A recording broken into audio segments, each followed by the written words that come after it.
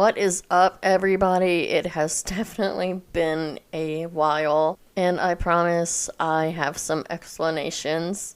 Well, first off, my aunt, she passed away exactly a month ago, and that was, or has been, really rough. And, well, I had vacations planned to go back home to Tennessee and see family and those type of things. But when she passed, I had to rearrange my plans and go a little bit earlier. And then there were other things that happened while I was home, and I had to leave early to come back home. So, not really the best vacation, if you will say, but yeah, that's one of the main reasons why I have been not updating episodes and recording. It's just been a lot of just dealing with my mental health and grief and those type of things. A second reason is because of the subject matter. Of course, you guys know our last episode was with Dr. Siobhan Scott, and it was over the minds of mass killers. Well, we are still in that series, and I wanted to talk about Columbine. That's going to be, of course, the subject of today's episode, and due to having recent shootings, I wanted to be very sensitive to that and not just come out of the gate and it be kind of an insensitive thing to have an episode about other school shootings and things like that. I wanted things to calm down before I did this episode.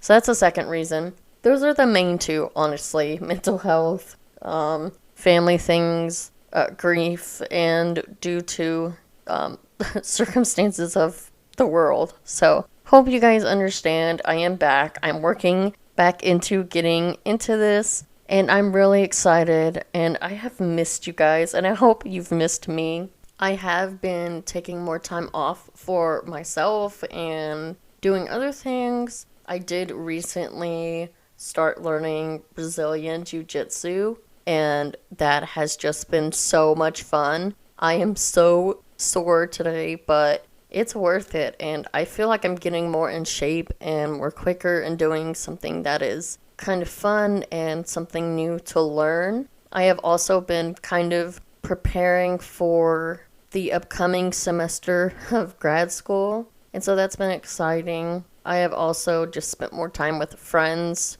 and going to the gym, cooking, cleaning, relaxing, watching TV, doing more research, and of course riding the motorcycle. So that's all I have been up to. And despite all of those wonderful things, I have missed doing this, and I'm so glad to be back and doing this. And I hope you guys are still there. I hope you guys are still going to support me, even though I've kind of been on a hiatus, like an unofficial hiatus. And I just really appreciate you guys and wanted to kind of explain what's been going on. And with that, I'm your host, Katie Gonzalez, and you are listening to What the Psychology.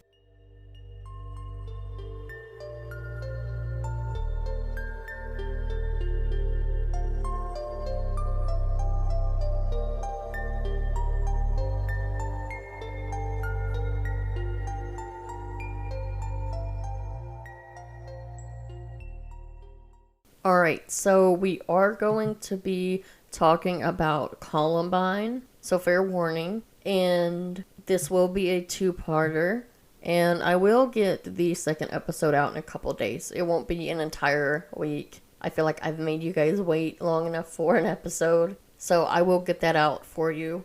This first part will be more about theories, speculations, and more about what happened and what was supposed to happen, or not even what was supposed to happen, but what the perpetrators had planned. And then the second episode will be more about the psychopathy of the two perpetrators. And I will let you guys know I'm not going to say their names. You can look them up if you want, but I will use their initials. I know some people in books and things like that, they have used their nicknames, but I feel like even that is kind of giving them too much credibility because they came up with their own nicknames and they thought they were cool by that. So I have just decided that I will call them by their initials. So to get started, I'm going to give you guys some statistics, which you guys know I love statistics.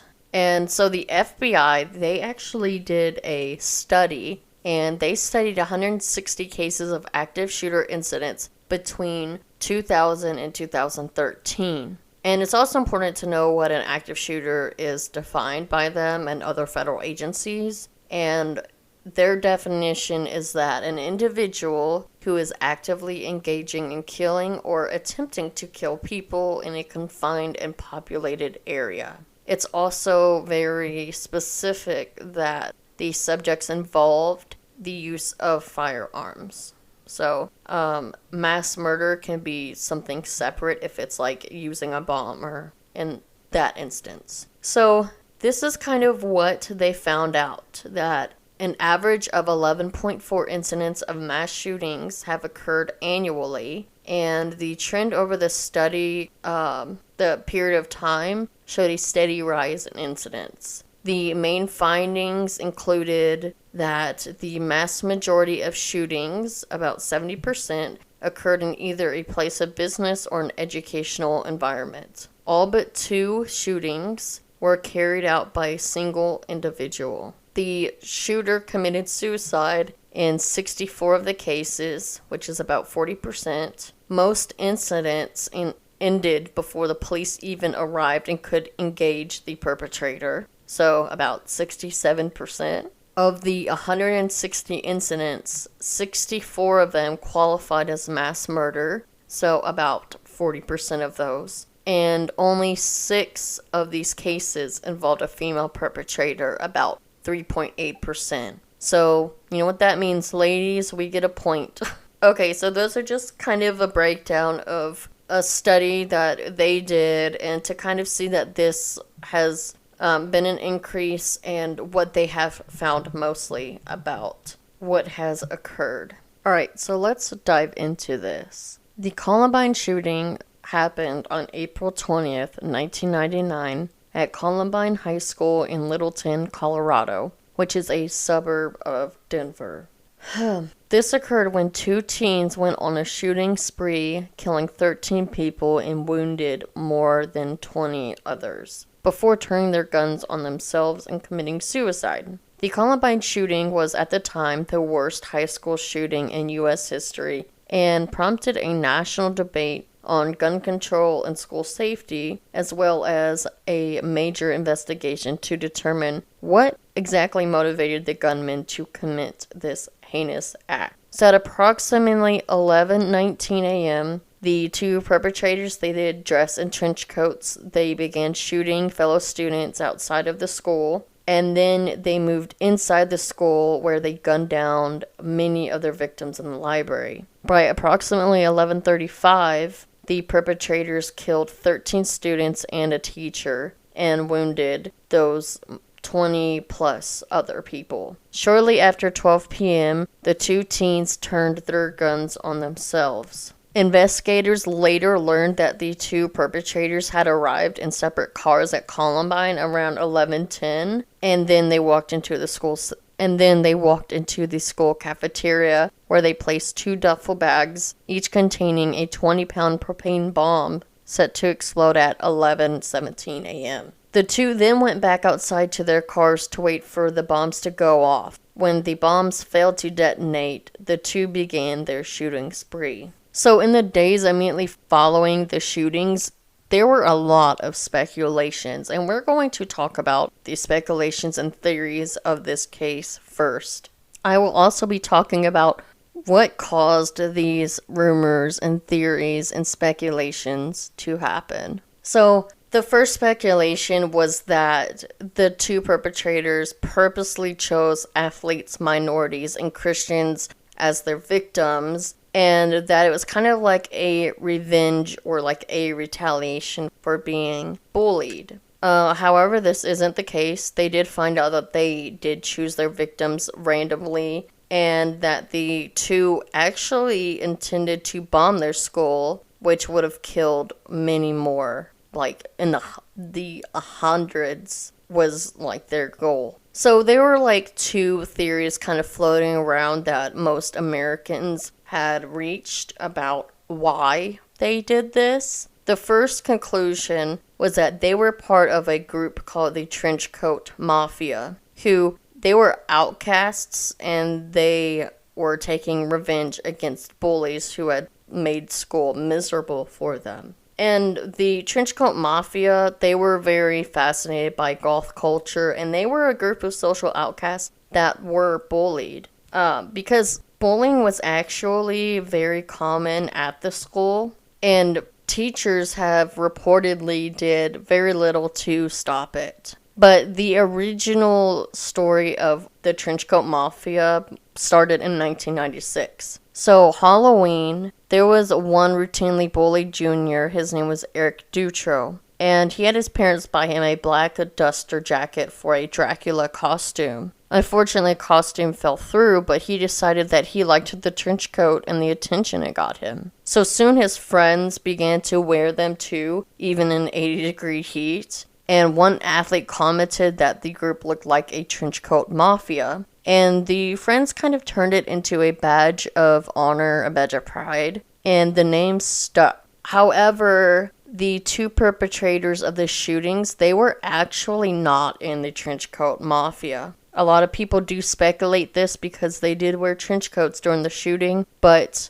they were not part of this group. Most of those that were part of the group had already graduated by 1999, except for one of their friends. They did have a friend who was part of this group, but by this time it was kind of disbanded. Their friend Chris Morris was part of the group, but the two individuals that participated in the shooting, they were not part of it. Another conclusion that a lot of Americans came to was that it's inexplainable. Like, they couldn't really wrap their heads around what drove these two to do what they did. And I feel like a lot of us were at that or are still to that conclusion.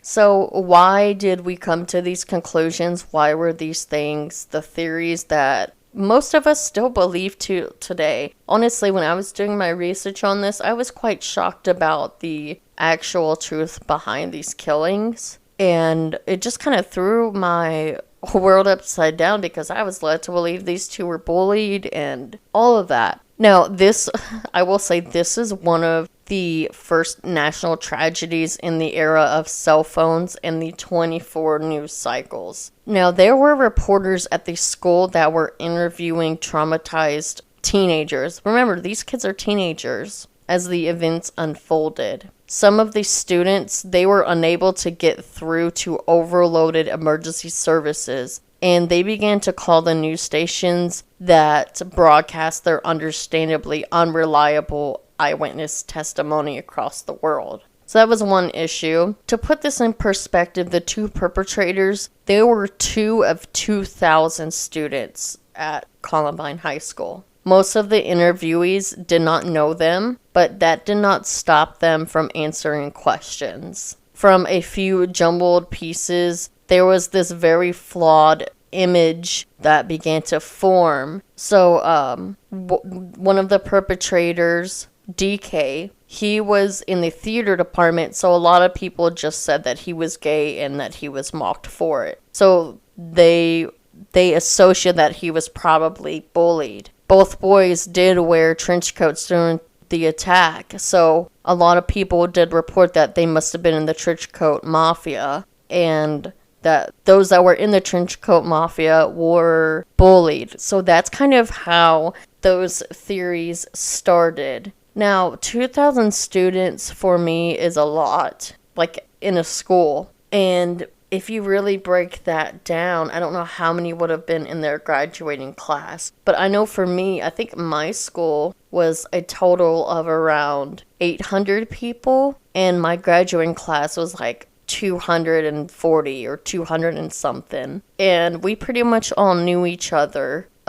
We didn't know everyone in the school, but we knew our class. So even 800 is kind of like small-ish, but not everyone knows everyone. Everyone kind of knows about everyone, but not necessarily. So from my perspective, I'm like, oh yeah, that's a lot. And not everyone would know everyone. Another thing that was blamed with this occurrence was violent video games and music. A lot of people said that that was what influenced them, but none of those theories were ever proven. This is something we will talk about later in this podcast, so a little heads up, something to look forward to. The two killers, they did actually leave journals left behind, and this put a bunch of clues for investigators to kind of put the pieces of the puzzle together and figured out why they did this. One thing that they did discover was that they'd been planning this attack for a year.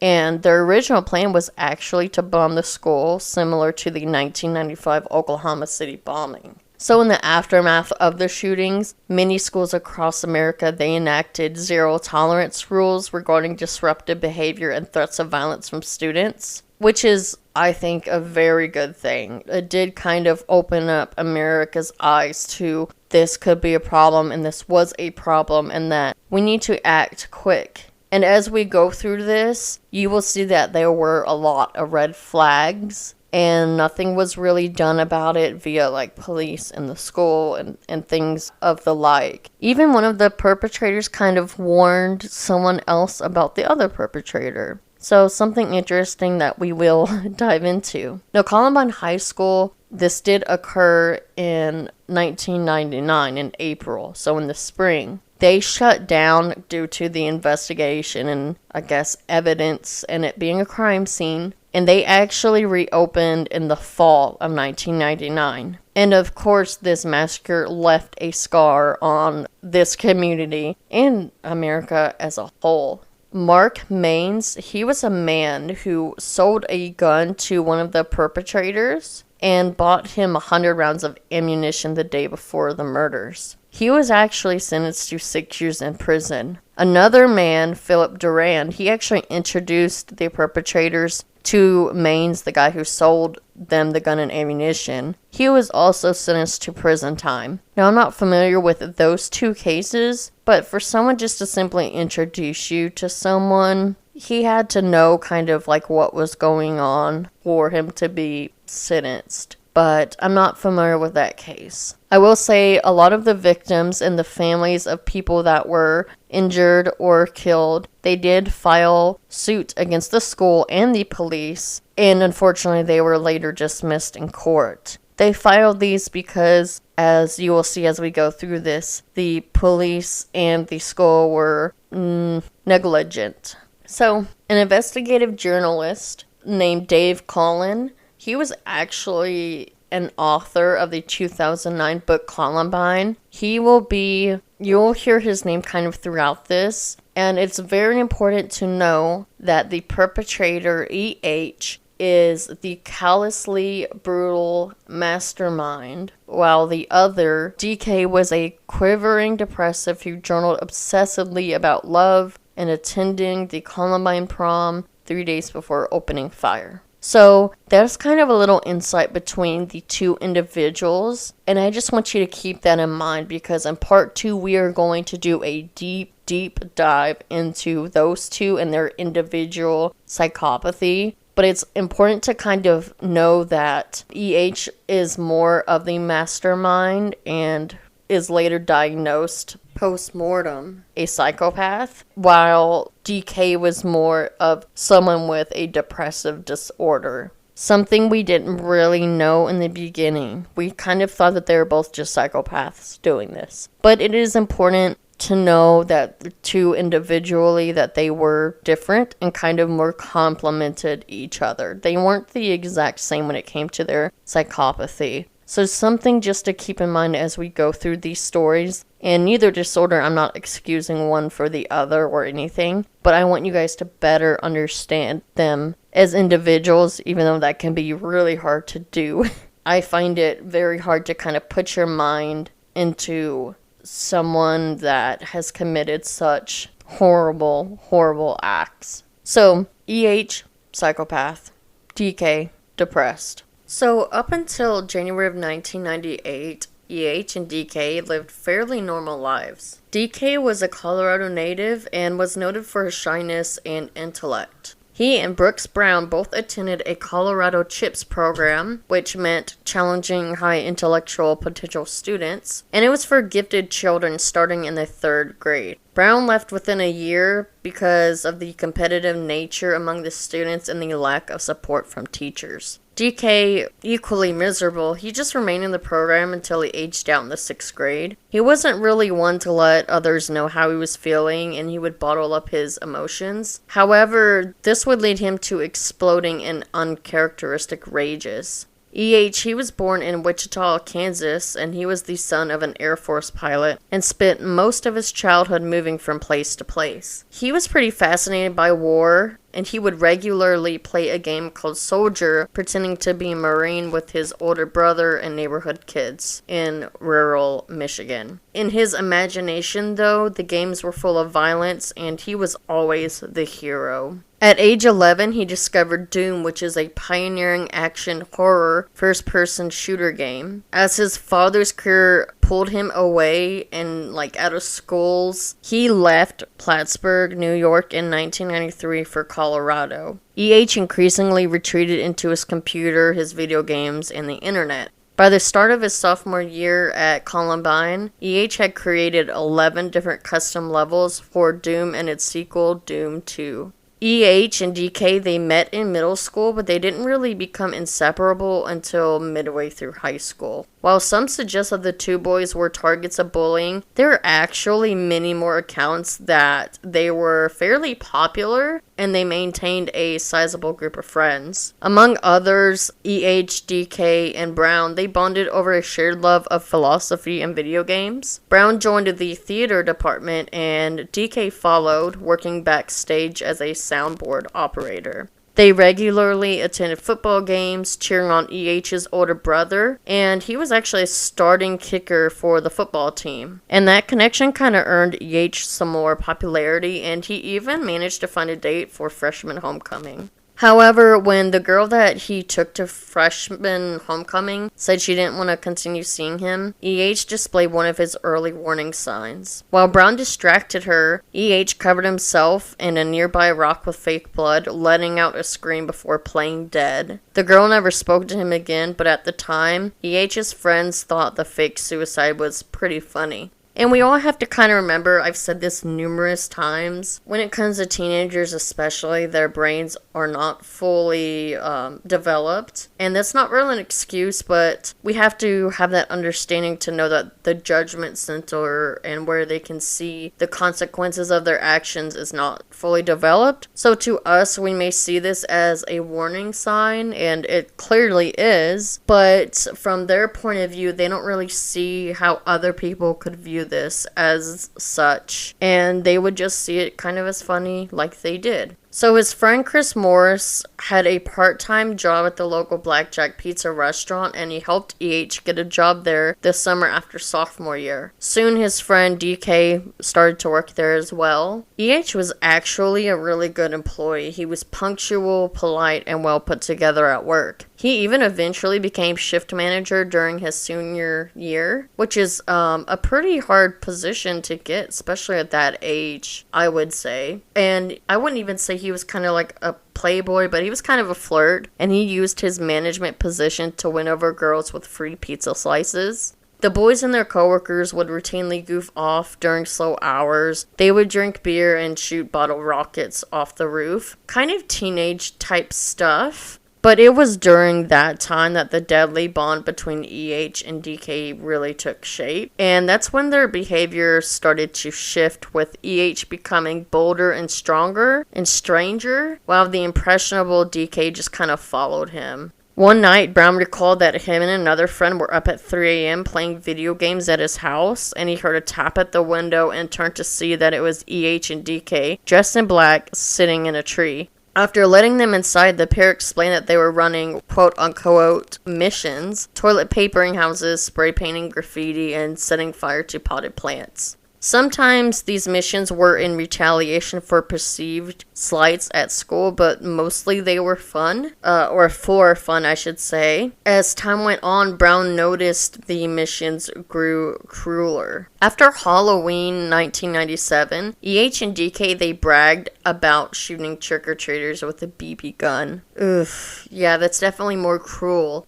That same year, DK was actually suspended for carving homophobic insults into a freshman boy's locker. Meanwhile, EH kind of started to push people away. He was not able to drive yet, so he kind of relied on Brown for rides to and from school. Brown, even him admitting it himself, was more of a slacker and was routinely late. That drove EH crazy. You have to remember, in EH's job, he would show up on time. He was very put together and organized, things like that. And this kind of drove them to an argument that winter, and Brown pretty much told EH that he would never give him a ride again. A few days later, Brown was parked at a stop sign by Harris's bus stop. EH actually shattered his windshield with a block of ice. Furious, Brown told his and EH's parents about the mischief and what just happened, and also them drinking and the other bad behavior that he noticed. In that moment, EH's anger kind of started building, and he found a target.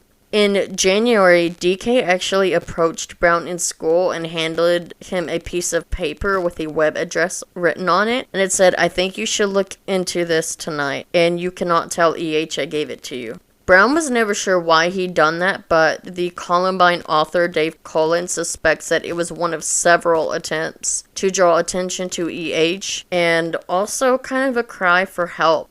On the website, EH's AOL profile, remember AOL, you guys?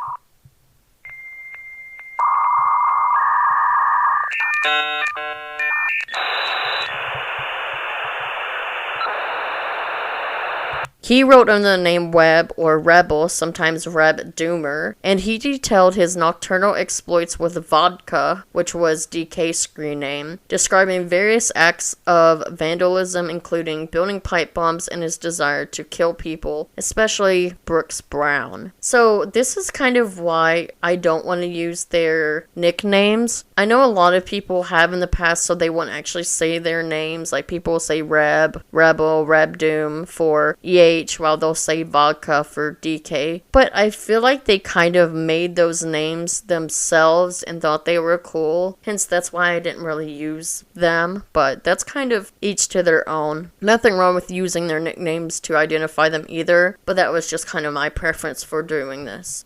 So because of these threats, Brown's parents called the police, and the detective they spoke to noted pipe bombs had been not found in the area, and he thought that those threats were pretty credible and that they should file a formal report. A few days later, EH and DK, they actually missed school, and there were rumors going around the school that they were in serious trouble. This kind of relieved the Browns because they felt like they had the problem taken care of. But what they didn't know was that EH and DK were actually arrested on a completely different felony charge. They were caught breaking into a parked van and stole electronics equipment. EH's father managed to get both boys into a juvenile diversion program, and once successfully completed, both of them could be deemed rehabilitated and give clean records. But if the judge had seen the Browns report and or if the search warrant had been executed, EH probably would have been rejected for this program and jailed for the van theft, and they would have found the pipe bombs and things like that. For some reason, though, that was never shared, and the search warrant was never executed and just left unsigned. By all accounts, EH was a model program participant. He seemed deeply repentant, and he maintained straight A's and never missed a counseling session. Behind that facade, though, the embarrassment of being caught ignited a spark inside both EH and DK. By spring of 1998, they were already planning Judgment Day, or what they called NBK, because they admired the film Natural Born Killers. So the journals of both EH and DK provide insight into their planning of Judgment Day and their psychological makeup at that time as well. In early 1998, EH stopped posting online and began keeping a notebook that he titled The Book of God. This mostly dedicated to his homicidal fantasies and philosophy, if you could call it that, which was very nihilistic in nature. DK had actually been keeping his own diary as well, and he called it Existences, a Virtual Book, since the previous spring. The differences between the two journals are interesting, and that will be something we get into part 2.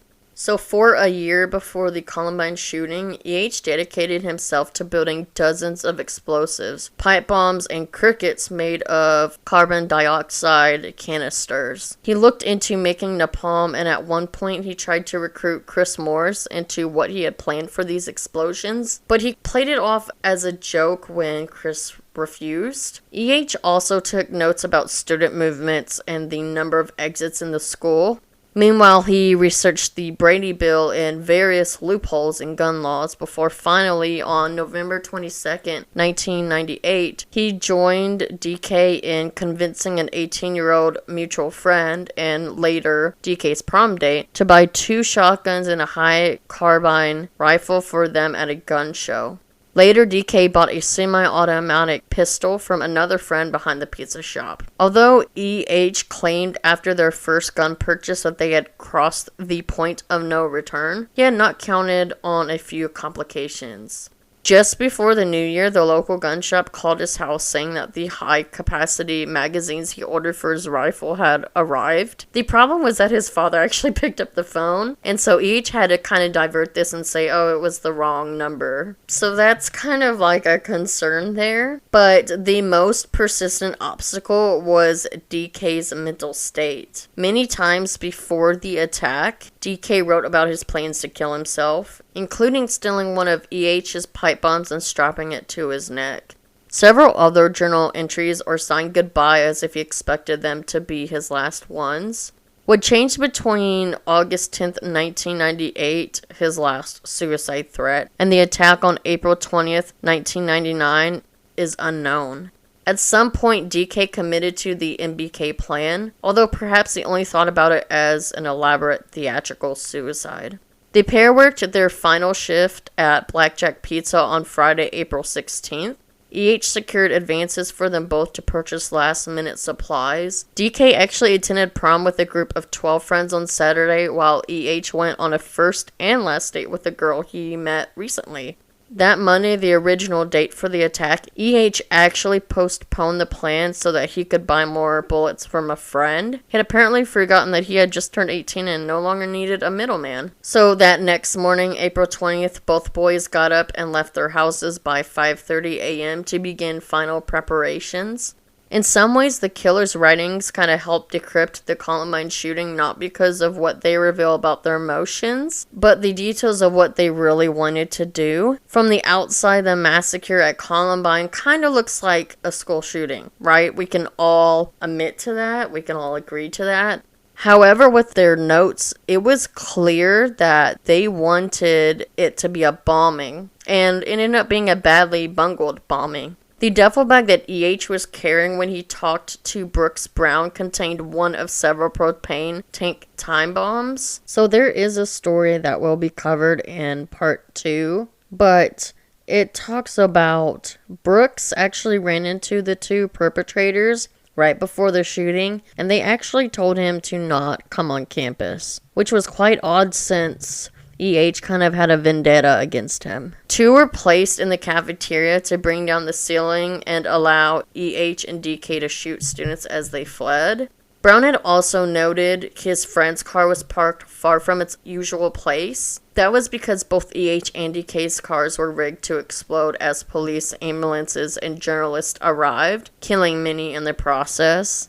A final bomb was placed in a park 3 miles from school, and that was set off to go before the others. They kind of hoped that this would draw attention away from the school and police would respond there, and that would kind of buy them time, and then they could kill all of the authorities when they arrived. Suicide by cop was EH and DK's intended finale. As anyone that is familiar with the Columbine shooting knows that none of that happened. Because these bombs were so much bigger than the others, EH and DK could not hide them at home. Instead, they were hastily constructed on the morning of the attack. Even though the boys were both smart, they had no idea how to wire detonators and failed to figure it out in the limited time allotted for their construction. Thankfully, not one of these bombs went off.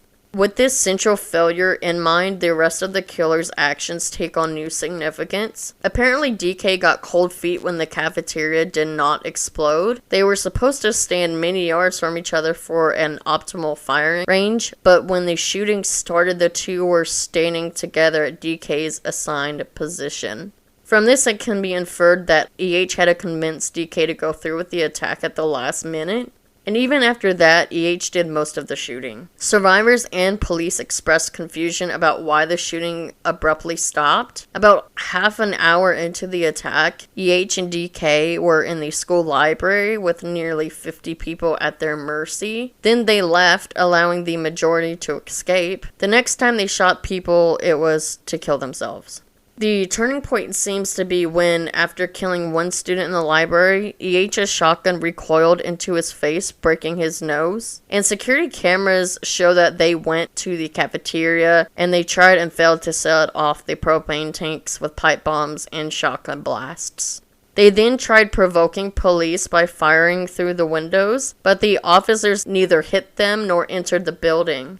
Finally, DK and EH, they returned to the library to watch their car bombs fizzle before picking a spot with a view of the Rocky Mountains and shooting themselves in the head. So, compared with EH and DK's original ambitions and motives, the Columbine High School attack was actually a complete failure. So originally they planned for this to happen on April 19th, which is the anniversary of the Waco siege and the Oklahoma City bombing. This attack, EH had hoped would beat the body count in Oklahoma. He fantasized about planting bombs around Littleton and Denver, and in one journal entry wrote that if he and DK survived Judgment Day, they would hijack an airplane and crash it into New York City. Now, the police were a whole nother problem. The Jefferson County Sheriff had only been in office since January, and he simply did not know how to handle the situation. Instead of sending in SWAT teams, they actually held their perimeter until after EH and DK had killed themselves. Sounds kind of familiar to what they did in Uvalde. So, sad to say that times have not really changed. One victim, Dave Sanders, he actually was alive, and due to the slow police response, he actually bled out. Also, multiple bodies were left where they were. There were 2 outside and uncovered overnight. The police were afraid of booby traps. Some parents, they were not even told that their children were killed. They actually learned about it in the newspaper, which is quite devastating. Like, I can't even wrap my head around if this is one of my children. When you knew an incident happened and not everyone is accounted for, and you're not even told what happened to your child. You have to find out by a newspaper. Are you kidding me? I know I would be furious. Worse still was the dirty secret that Brooks Brown and his family shared almost immediately. They told everyone that the police had been warned about EH. And they told everyone about the affidavit for search warrant and that it had been written and nothing happened. And that the Columbine shooting could have been prevented and that it should have. Now, as a result, resources were shifting from an investigation to a cover-up, and this is completely understandable because on TV, the sheriff labeled Brooks Brown as an accomplice just to silence him. Victims' families, they fought and unfortunately failed in Colorado courts to get documents released. The police file on EH actually went completely and mysteriously missing. The full facts of what happened and what caused the Columbine school shooting were not actually released until long after the public had kind of moved on from this, which was in 2006. By then, the popular beliefs about what happened on April 20th, 1999 were pretty much left in our consciousness. We all kind of just agreed and believed what happened. And a lot of people, I wouldn't even say what happened, but we believe what was originally told to us. And most people today even still think that if people were just nicer to EH and DK, that this could have been stopped. And this is kind of like a humanizing theory, but it actually covers over a truth that is too terrible to even think about. Especially now that we know what their true intentions were and more of the truth of that they weren't even bullied and those kind of things. So I'm going to leave it at here today, and next episode we're going to really dive into the psychopathy of the individuals, and you will understand when I say that the two were completely different. I'm your host, Kitty Gonzalez, and you're listening to What the Psychology.